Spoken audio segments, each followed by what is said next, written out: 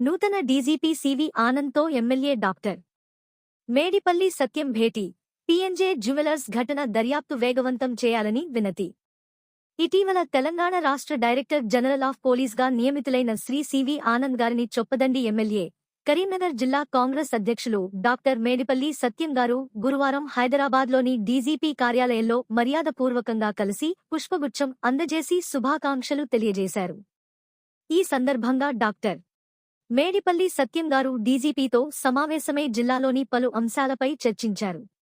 ఇటీవల కరీంనగర్లో జరిగిన పీఎన్జే జ్యువెలర్స్ ఘటనకు సంబంధించిన వివరాలను డీజీపీ దృష్టికి తీసుకెళ్లారు.